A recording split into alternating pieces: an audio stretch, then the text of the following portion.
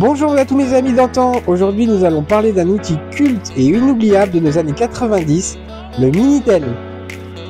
Oui, ce petit boîtier qui a révolutionné notre vision du monde en nous permettant d'accéder à une multitude de services en ligne.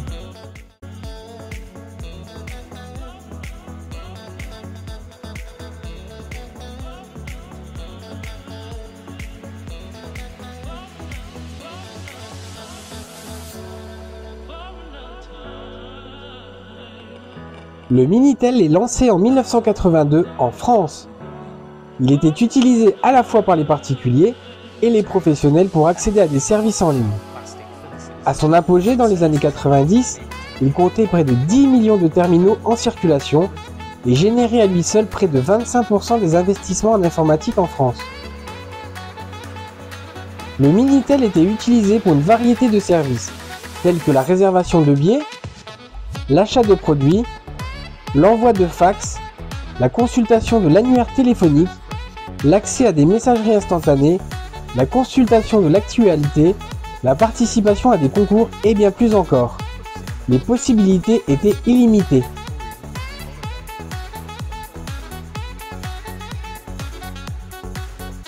Cependant, le Minitel avait aussi ses côtés obscurs. On se souvient tous des fameux services 3615 qui ont longtemps été synonymes de rencontres torrides en ligne, de chats coquins répondus à 95% par des bots et des services pour adultes. Le 3615 ULA par exemple était un service très populaire pour les rencontres. On pouvait y remplir un formulaire avec son âge, ses goûts, ses intérêts pour trouver la perle rare. Mais tout ceci avait un coût évidemment.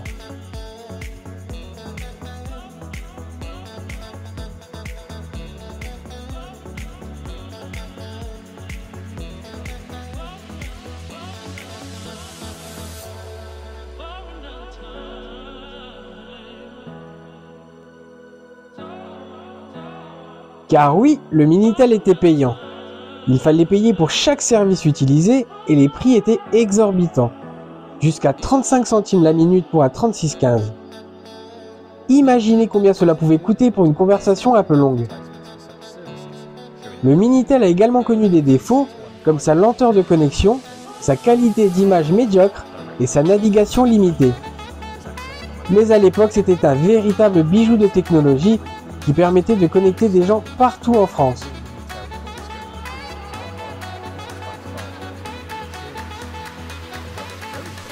Malheureusement, le destin du Minitel était déjà scellé.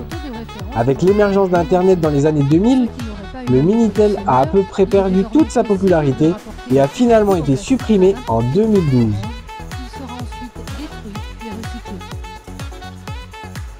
Mais ne sommes-nous pas nostalgiques ? Je me souviens des heures et des heures de connexion sur le 3615 joystick où l'on chattait et gagnait des cadeaux en fonction du temps passé. Qui ne se souvient pas du Club Dorothée nous invitant à voter pour notre dessin animé préféré sur le 3615 Dorothée? Et qui se rappelle de ces petits terminaux qui occupaient un coin de notre salon pendant toutes ces années?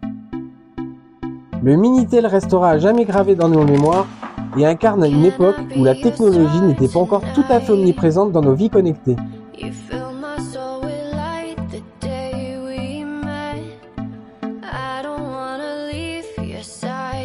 Et voilà pour cette petite plongée nostalgique dans les années 90 avec le Minitel.